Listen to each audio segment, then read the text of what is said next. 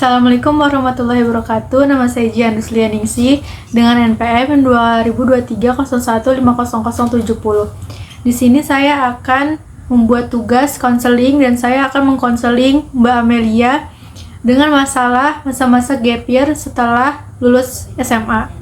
Dan saya akan mengevaluasi masalah Mbak Amel tersebut. Berikut videonya.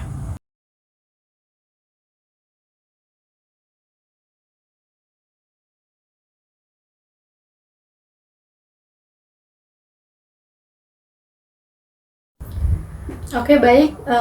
Saya bicara dengan siapa? Oke, sebelumnya perkenalkan, saya Amelia, bisa dipanggil Amel. Saya kebetulan baru lulus SMA beberapa bulan lalu, dan saya kesini itu kebetulan direkomendasi oleh salah satu teman saya untuk konseling dengan Mbak, dan katanya konseling di sini itu cukup terjaga privasinya. Cuman saya belum tahu pastinya kayak gimana. Dan Oke, baik. Sebelumnya perkenalkan, nama saya Jihan.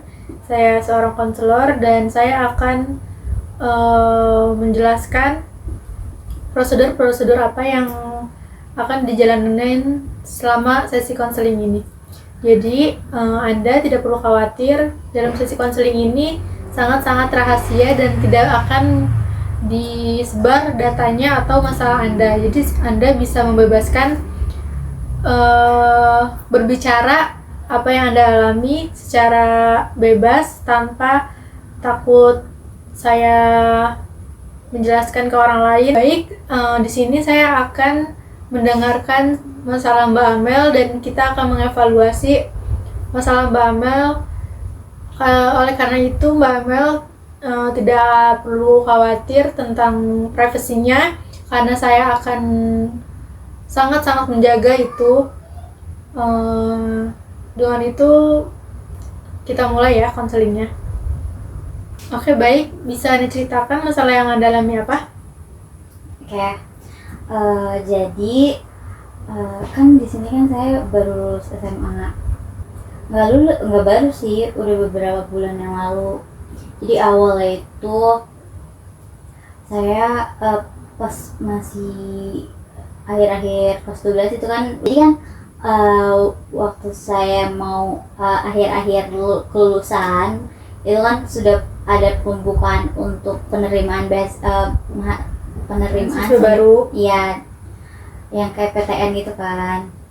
Nah, kebetulan kan ada dua, kan kita tahu ya kalau misalnya masuk ke universitas itu, universitas negeri pastinya itu kan ada 3 jenjang kan, ada 3 cara masuk lah ya. Kan yang pertama itu sekarang dikenal itu SNBP, nilai rapot. Nah, sayangnya di SNBP itu saya tidak masuk, jadi mau nggak mau saya harus ikut di jenjang berikutnya, itu di SNBT. Nah, itu saya udah ngikutin semua prosedurnya tuh, tapi sayangnya di SNBT saya gagal, saya tidak terima. Dan saya tidak berhenti gitu saja di SNBT, saya juga ikut di Mandiri. Setelah saya ujian Mandiri, saya ternyata itu juga bukan rezeki saya juga tolak. Jadi ya gini, saya memilih untuk gap year. Oke, baik. Kalau misalnya kayak begitu, kenapa tidak memilih untuk di universitas swasta?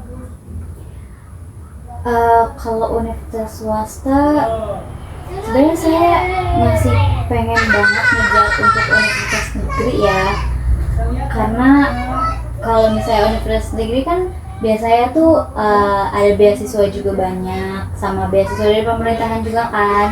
Nah, itu saya sangat ngejar itu sih.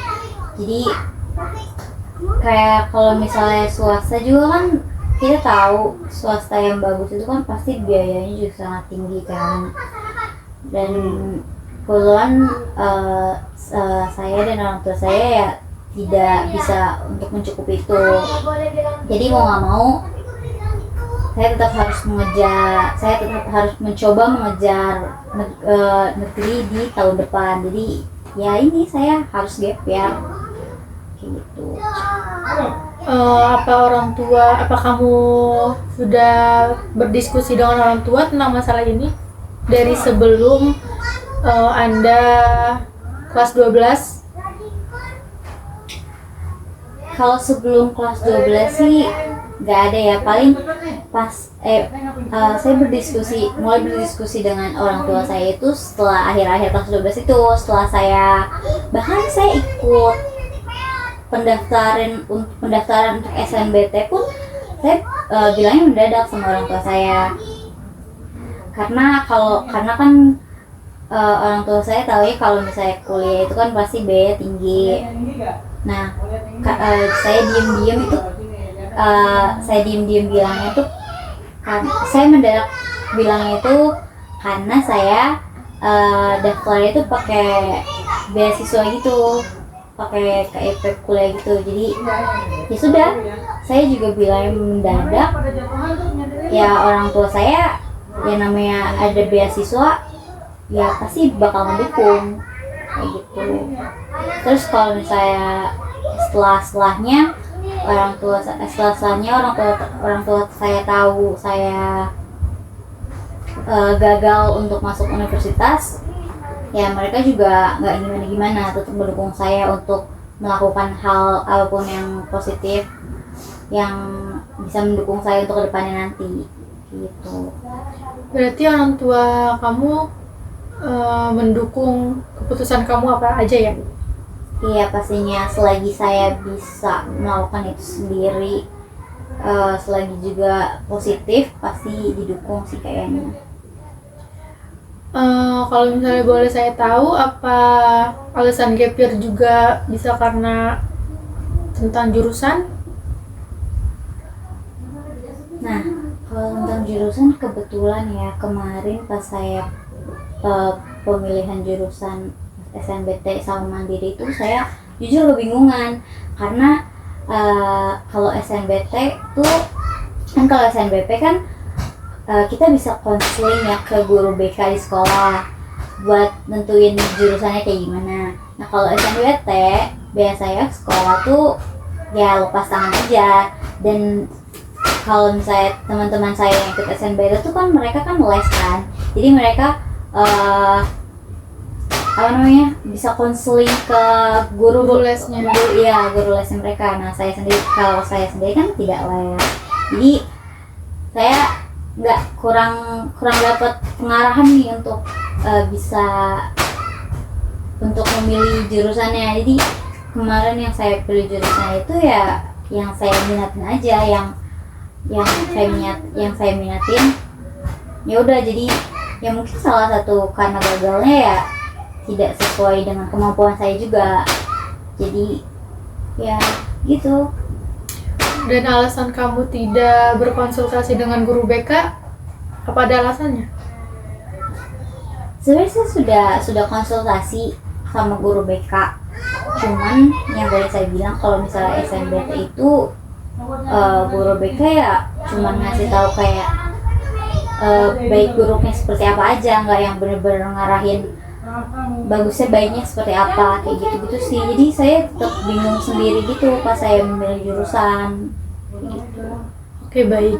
Apa dalam sekolah kemarin kamu memiliki minat atau kemampuan seperti apa gitu? Atau pelajaran yang Anda sukai?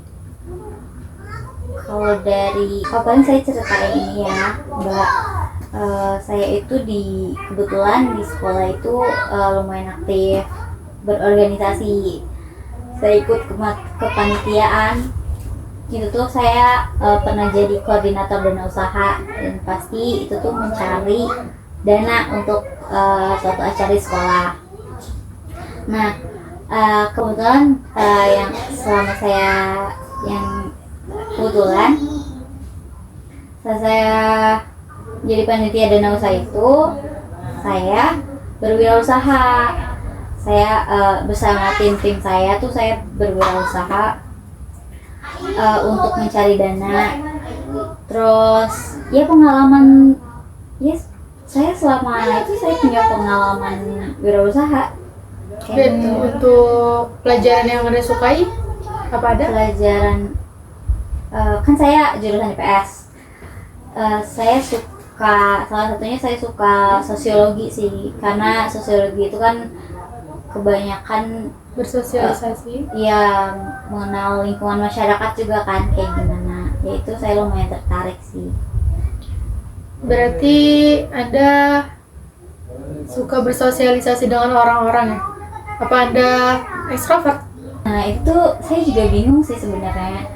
Saya suka pelajaran sosiologi yang mengenal masyarakat, kehidupan masyarakat seperti itu. Cuman kadang saya sendiri tuh kalau di rumah tuh kayak suka mengurung diri aja gitu di kamar.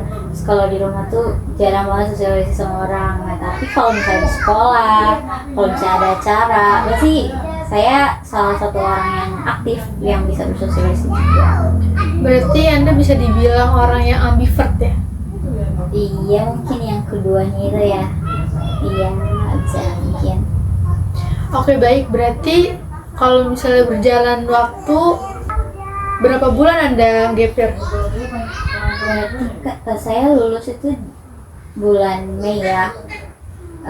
Kurang lebih berarti 7 bulan saya sudah gap year. Dan hal apa aja yang Anda alami selama 7 bulan itu? Atau Anda melakukan kegiatan yang positif kah? Atau kegiatan-kegiatan yang lainnya? Oke.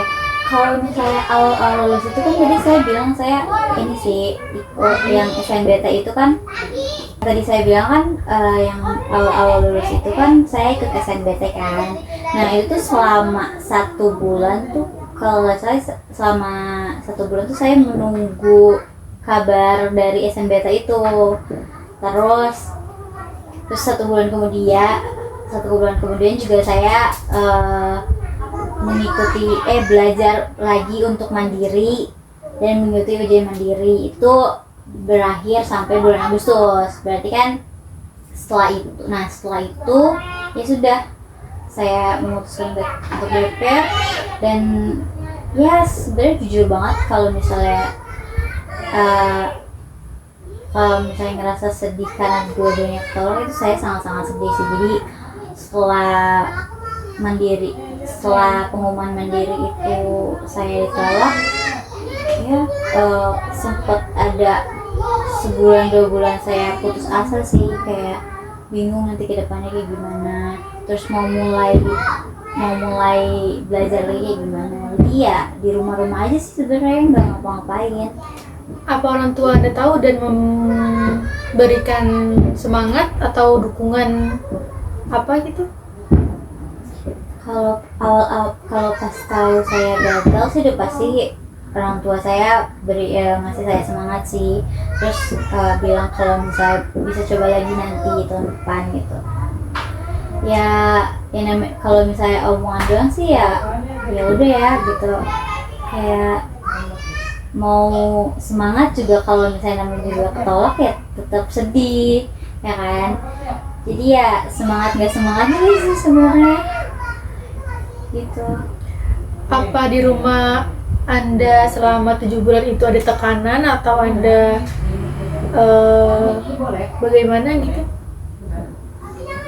Sebenarnya jujur kalau misalnya tekanan itu ada, karena dari saya kan punya kakak. Nah kakak saya ini kadang kalau ngelihat saya di rumah aja nih kadang suka iseng lah, suka bilang kayak suruh saya cari kerja gitu kan. Cuman balik lagi, kalau ternyata setelah saya dengar perkataan kakak saya itu, saya sendiri tuh merasa kayak belum siap gitu loh untuk kerja. Kayak mungkin karena ngeliat teman-teman saya yang udah kuliah ya, teman-teman saya tuh kayak ya udah, saya ngeliat kayak mereka fokus kuliah gitu kan, nggak mikirin kerja. Nah sedangkan saya harus ada apa ya, kalau walaupun kakak saya bilangnya bercanda ya tetap Tetap ada tekanan iya diri sendiri ya. iya, jadi kayak ngerasa ya udah kayak tetap ada tekanan dari yang soal pekerjaan itu.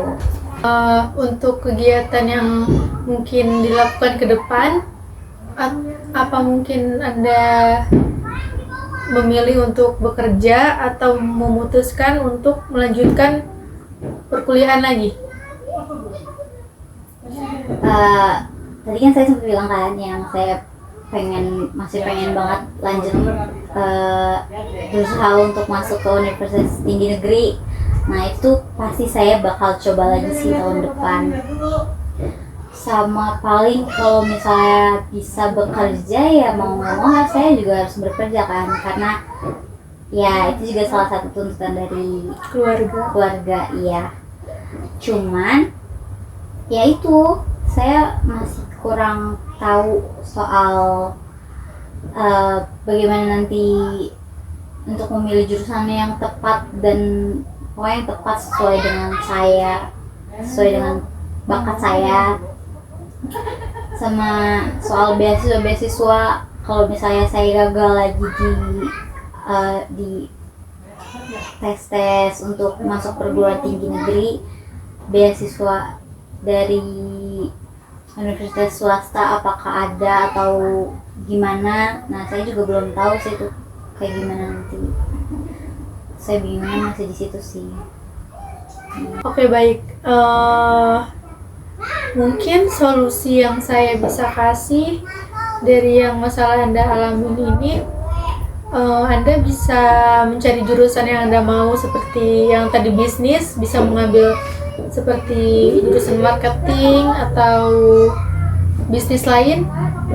Dan juga kalau misalnya untuk sosiologi bisa dengan ilmu politik mungkin. Dan mungkin kalau misalnya Anda yang senang bersosialisasi, yang diharuskan berkomunikasi yang baik, bisa jadi ilmu komunikasi. Dan untuk kedepannya, untuk mencari universitas swasta, mungkin Anda juga bisa mencari-cari beasiswa di web atau di internet yang mungkin sekarang mungkin banyak untuk kualifikasi yang seperti Anda ini mungkin masuk. Terima kasih untuk saran dan masukannya. Mungkin nanti saya akan coba mencari tahu lebih banyak lagi mengenai jurusan kuliah yang Mbak tadi bilang juga, sama beasiswanya juga. Oke. Terima kasih sudah datang ke sini dan semangat terus ya. Terima kasih juga, sama-sama. Thanks for watching.